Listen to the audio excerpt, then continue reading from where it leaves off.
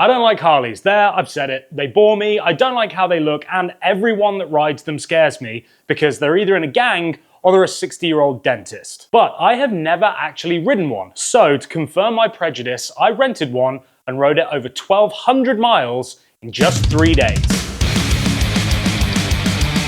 What's up guys, welcome back to another episode and thanks for joining me on this week's adventure. Like I said, Harleys have never tickled my pickle. I've owned sports bikes, I've owned cafe racers, supermotos, dirt bikes, dual sports, and adventure bikes. So it's not like I'm biased towards one style of bike, but for some reason I've always been biased against Harleys.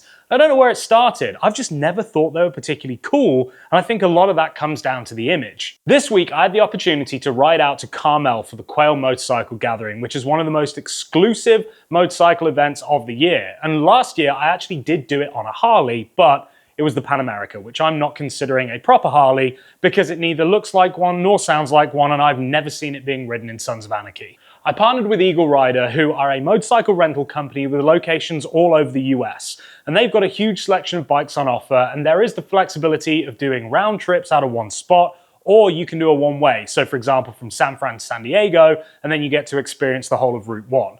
Well, while I was browsing their site, I noticed that they had almost every current Harley model, so naturally I avoided them completely and I went straight to the adventure bikes. But as I was about to hit book now on that BMW, I was struck with this image of a bald eagle soaring high above the desert, looking down on a ribbon of hot, tire-worn asphalt, and on that winding road, there was a motorcycle. I could hear the sound of the exhaust in my mind, I could feel the rumble of the motor, but it quickly dawned on me. What I was hearing wasn't the sound of a 1200cc opposed twin. It was something else. It was the sound of freedom. And that is a sound that you only get from one engine, a Milwaukee 8 117 found in the Harley Davidson Road Glide.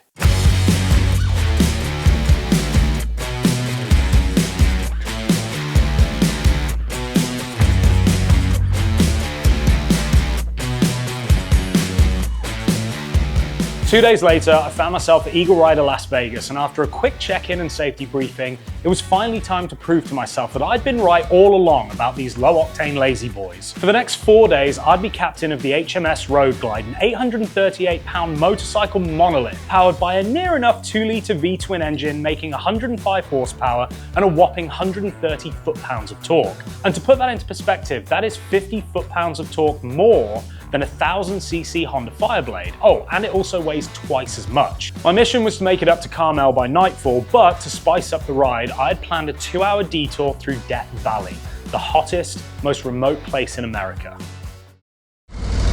Here we go. I'm on a big ass Harley. Oh yeah, feels like I'm driving a car. Oh my God, this thing is huge! Whoa, it's like just driving on an armchair. Holy moly, this is insane.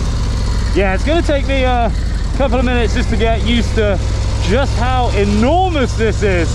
And I can assure you, there is gonna be no lane. Where's the brake? It's up there. Oh my God, everything's like so far forwards. Oh, I gotta stop, I gotta stop. All right, we're good. We're good, no problem. I'm gonna wait for this massive truck to go by just because I don't feel comfortable doing this yet. All right, am I ever gonna leave? Let's see. Okay, we're out. We're cruising, baby. First gear change, successful. All right, we're good. All right, well, oh dear. Okay, don't let go of the brakes. All right, well, we're getting there. It definitely is completely different to anything else I've ever ridden before, but that's to be expected, right? I've only ever ridden sports bikes, dirt bikes, and the biggest thing I've ridden is that Honda Africa Twin. So we are on something a little bit bigger, but it does feel like I'm just riding someone's living room.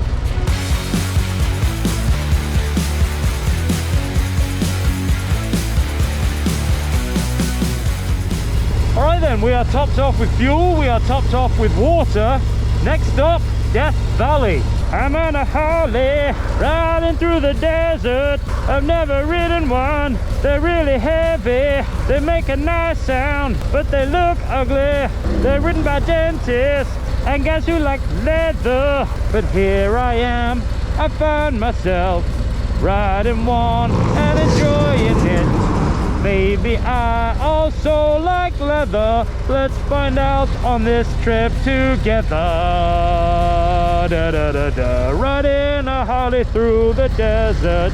I'm riding a Harley through the desert. And then to California.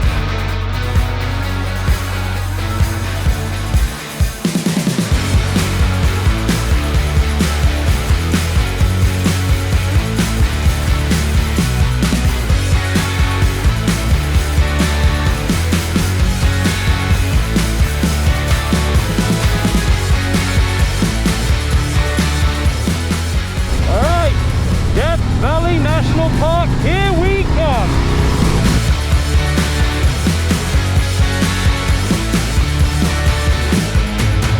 Welcome to Furnace Creek, everybody. This is the hottest place in America. In 1913, they recorded a temperature of 136 degrees Fahrenheit here, which is insane. And then, in 1917, they had 42 days over 120 degrees Fahrenheit, which is the longest consecutive amount of time for anywhere to be over 120 degrees Fahrenheit. So, safe to say, this is Satan's butthole, and I'm not going to be spending much time here because even though it isn't 136 degrees, 134 degrees, it is still 90, and I'm not really dressed for it. So, while I'm riding, it's fine, and it's actually very pleasant. The bike is super comfortable. We'll talk a little bit more about the bike as we go. I'm going to eat some pizza right now that I bought with me that was cold, and now I think it's been recooked.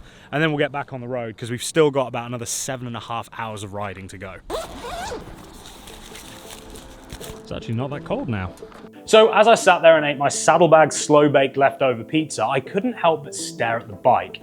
There's no getting past it. It is hideous. Somebody pointed out that the front end looks like the red Power Rangers helmet, and I cannot unsee it. That being said, from the handlebars back, it is your typical Harley profile, and even I can appreciate that iconic silhouette.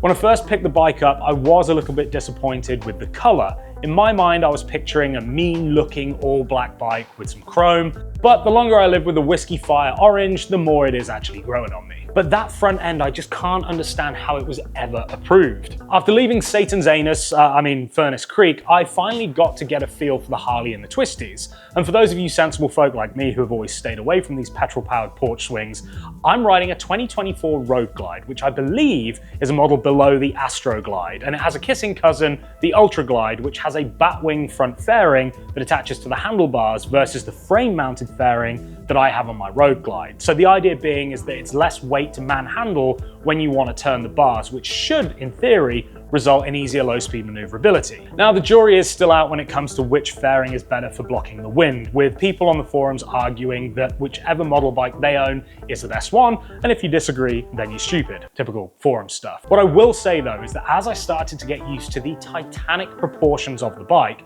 my confidence in the turns did start to grow, and soon enough, I was linking them together nicely and leaning the bike over further and further. That was until I scraped the kickstand on a left-hand turn and immediately shit myself. With Death Valley in the rearview mirror, it was time to chip away at the motorway miles, and this is honestly where the Harley began to really come into its own. The way I had the bike set up, I was able to lean back against the bag behind me, and with cruise control on, I barely had to touch the handlebars. While I would have liked a slightly taller windscreen for touring, the wind wasn't too bad if I slouched a bit. My knees did start to hurt from being bent for so long, and some pegs mounted to the front chrome crash bars would have been a game changer. But overall, the Road Glide is a very easy machine to mile munch on, and while it's not what I'd describe as a fast bike, it does have diesel-like torque delivery, and while passing slower traffic in 6th gear at 70 miles an hour, a quick flick of the wrist gets you up to naughty speeds in the blink of an eye. I was surprised with how good it was on fuel actually too, averaging around 35 to 40 miles per gallon, depending on how I was riding. So 150 to 200 miles between fuel stops meant that I could cover a decent distance while also getting a chance to stretch my legs fairly regularly. Now, the last 4 hours of the ride were an absolute breeze, and as I watched the sun set over the mountains in wine country, I even found myself enjoying the ride, which had to be delirium or something from the heat in Death Valley, right? Well, we made it. We are here in the lovely room that I have for the next couple of days, and to celebrate, I stopped off on the way and picked up a little beverage.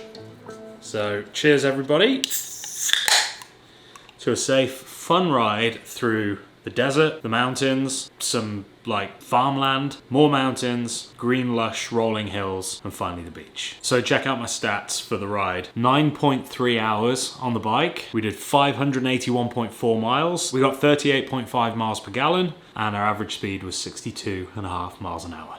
Cheers. I've been looking forward to that the whole ride. After a good night's sleep, I woke up and I wiped the bike down from the typical Carmel marine layer, and Jeff from Precision Motorworks had actually ridden in late to join me for this part of the ride on his extensively fettled Ultra Glide, which I'm told is a, standby, 2008 Harley FL-HTC Electra Glide Classic. His was a 96 cubic inch motor stock. It's now a 103 with upgraded cams and chain drive, and it's sitting on air ride. The gas tank and the front frame are still stock, but everything else is custom. So there you go, that's what his is for all you actual Harley fans out there. As we went to set off, it quickly became apparent that Jeff's fuel gauge, which was telling him 3/4 of a tank, was in fact a liar. So with 20 minutes before the official quail ride set off, I had to race to get him some fuel. Well, we're starting out with an adventure. Jeff's bike, the fuel gauge doesn't work, and he literally ran out of gas as he showed up last night but didn't realise. So he started it this morning and it's dead. And then we've got to get back to the start of the event before 9 o'clock when it leaves. And that is in 27 minutes. And I still have to register as well. So yeah, we're going to be pushing it.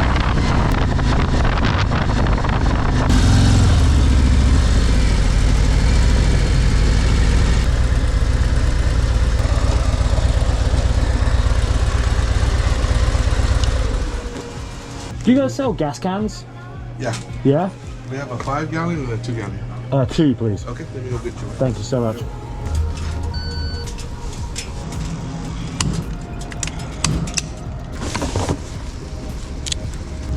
Well, this isn't sketchy. Alright, let's just pray for no red lights. Oh, like the one that just went up there.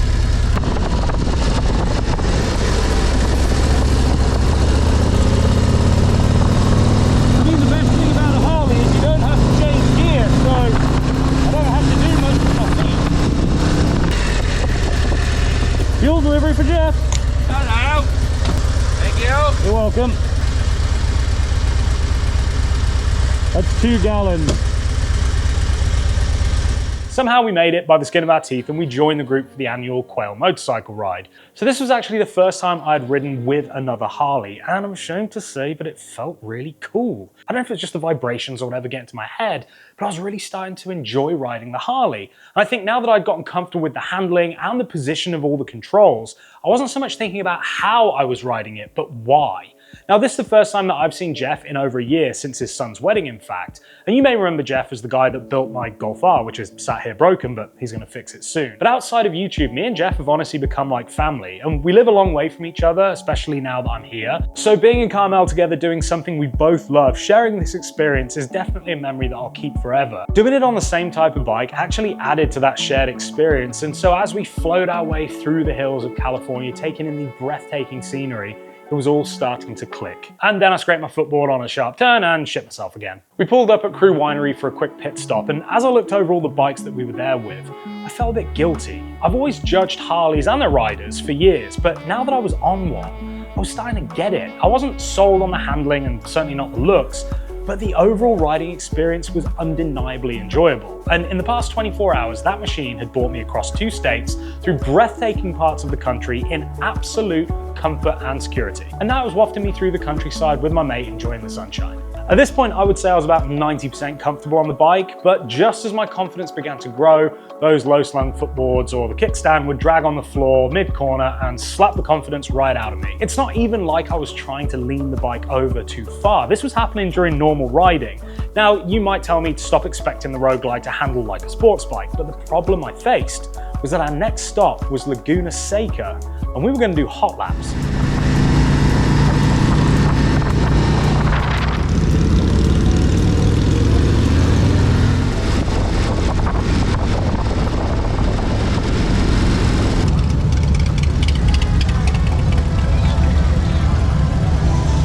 So So as we pulled up to the staging area, I resigned myself to the fact that I would simply coast around the track, just enjoying the scenery and keeping it as upright as I possibly could. But I'm also unable to control myself when I'm on a racetrack, and I have to try to beat everybody. So as we started our lap, I did stick with the group, but it wasn't long before I was looking for gaps and wanting to push the pace a little. Fast forward a few turns later, and I found out that actually those footboards are on springs, and so when they drag, they lift up. So it's kind of like a MotoGP rider using his knee sliders. The boards are there to let you know you can lean a bit further on the next turn. Think of them like a little chrome-plated hype man. They screech words of affirmation every time you tip the bike over. Now, kind of like the fish that got away that you'd never got a photo of, my GoPro died mid-session, truly, and I didn't capture a couple of pretty epic passes on bikes that honestly should never be passed by a first timer on a Harley. But what I will say is that after our session, as I waited for the next group to finish, I did immediately start Googling high clearance footrests to see what my options would be if I was to get a Harley. You know, hypothetically. So that evening we enjoyed a wonderful dinner hosted by the Quail, and I would like to extend a massive thank you to the Quail and Khan Media for having us both back again this year. This event and the one held during Monterey Car Week are honestly two of my most look forward to events of the year. Well, what's up, guys? Adam here. Just letting you know, I'm at the Quail Lodge for the ride that we had today. It was fantastic. I got to go on the track, and I beat a Ducati. So stay tuned, and don't forget to choose your everyday adventure. Find your everyday adventure. After dinner we went out, and obviously we ended up in a dive bar where Jeff jokingly ordered the most expensive bourbon I've ever heard of, only to be told that they did in fact have a bottle, and so this is what a $350 glass of bourbon looks like. He decided against it for the second one because he didn't fancy remortgaging his house, so he went with this funky looking bottle instead. The next morning I woke up to pissing rain. We had hoped it would blow over or at least push later in the day, but no, it kept raining the entire day. But I'd come here to attend a bike show, and so that is what I did. Wearing my jeans and summer jacket, I hopped on the bike and I rode down to the show. As my jeans soaked through and my boots filled with water, I did smugly think to myself, see, I wouldn't be this wet on the BMW, which is true. The Harley is not a dry bike by any stretch of the imagination. That front wheel perfectly and evenly splashes your shins. So by the time that I arrived at the event, I honestly would have been drier had I jumped in the lake. Get me now, rain. This is so crazy. But all jokes aside, it was a real shame to see the event get rained out like it did. The organisers worked so hard to put this event on each year, and the exhibitors and participants do too.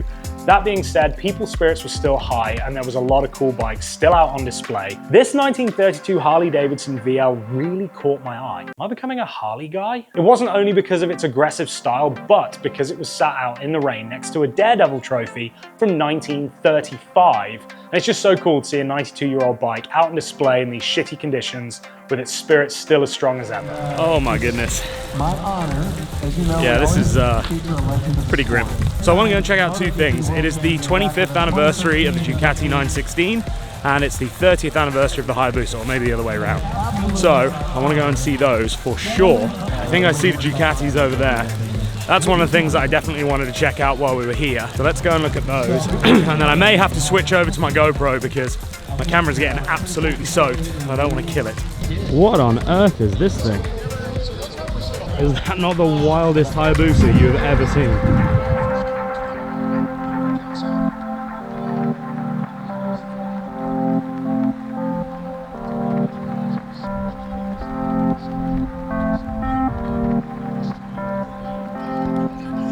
Alright, yeah, it's getting really bad now, so I'm gonna go and switch over to my GoPro and then we'll continue our little walk around. But I apologise that the footage won't look quite as steezy from now on out, but I don't want to ruin my $3,000 camera, so my microphone already looks like literally a wet cat. Here, look at this. Look at what my microphone looks like. So yeah, let's switch over to the waterproof GoPro.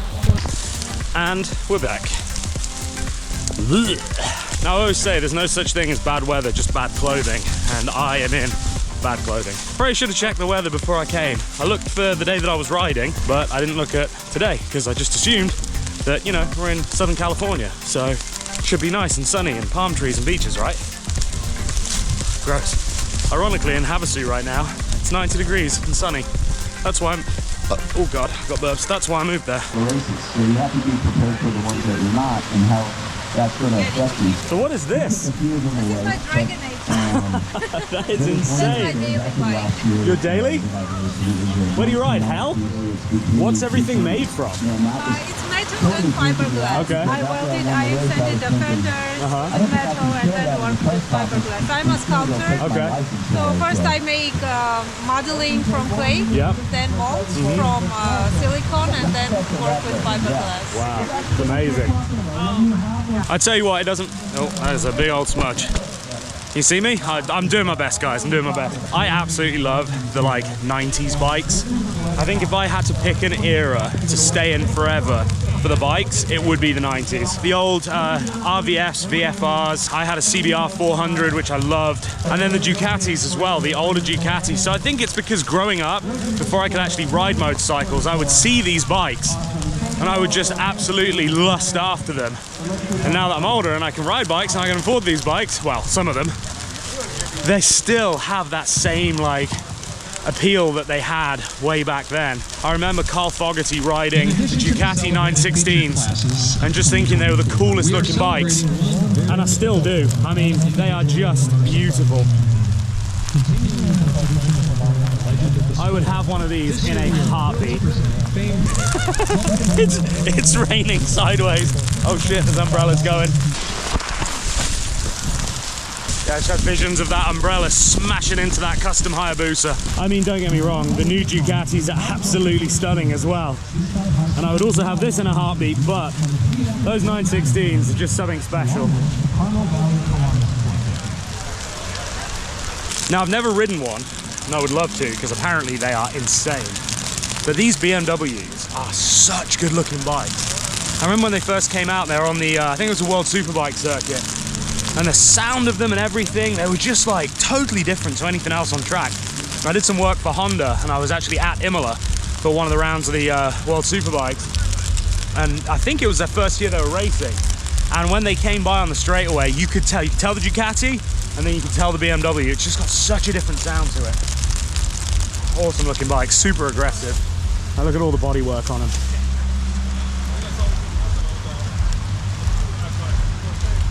All right, I'm not sure how much longer I can do this for. My jeans are completely soaked.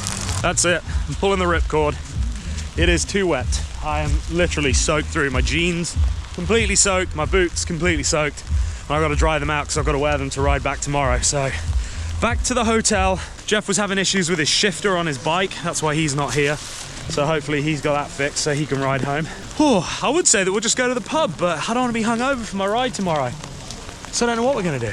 Talking of strong spirits, I managed to avoid the pub, and so I spent the rest of the afternoon dodging the rain and checking out Monterey Aquarium. It's pretty spendy at $60 a ticket, but if you find yourself in Monterey looking for something to pass an hour or two, it's definitely worth the look. So continuing in my theme of not being dressed for the weather, the next morning when I left at 5 AM to head back to Las Vegas, it was about 60 degrees. Pretty cool, but nothing unbearable. As I got away from the coast, it began to rain and the temperature got down to 34 degrees Fahrenheit, which in English money is 1 degree Celsius. Needless to say, I was frozen, and I did make a couple of pit stops to pick up a rain suit and also some waterproof gloves, and then I filled every pocket and crevice I could find with those little disposable hand warmers. I'd packed all my proper camera gear away because I thought I was done filming, but it truly was a miserable few hours until the temperature got back up into the 60s again. As I counted down the hours and miles until my trip came to an end, I actually found myself getting a little bit sad. And if any of you guys have done a long or arduous journey before, you'll understand how attached you get to the people you're with and also the vehicle that you used. Having spent the last 1,000 miles on the road glide, I had honestly come to appreciate so much about it. The power in any gear at any RPM, the comfort when you just kick back with cruise control on and just enjoy the open road in front of you, the mostly useless speakers that blasted music at me that I could barely hear, but I still sung along to in my helmet anyway, the sound it makes, and honestly, yes, even the way it handled. So as I rolled into Vegas and the strip came into view, I knew that I was going to miss this thing. And it was the perfect tool for the job at hand. It had taken everything, and I mean everything I'd thrown at it in its stride, and it hadn't complained once. The Road Glide has surprised me. I thought it was going to be too heavy, or too slow, or too loud, or too hard to maneuver, but honestly, it was none of those things. And the moment that I knew that I liked this bike, and I mean really liked this bike, was when I parked it up outside of my hotel after the quail ride, and as I was walking back to my room, I did that turn around and have a last look thing, and if you're a petrol head, you will know exactly what I'm talking about. I now finally understood why dentists and drug dealers alike love their Harleys so much. In the day since I've been back home, I have actually found myself perusing Marketplace and eBay for used ones and Googling things like, what's the best handling Harley Davidson ever made? Now, I do think if I still lived close to the winding mountain roads, I would more than likely get another Ducati Hypermotard. I love that bike. But given that I live here in Arizona where the roads are long and straight and the bald eagles soar overhead, I never thought I would hear myself saying the following words. However, I can honestly see myself riding a Harley. Mental. They're still bloody ugly though.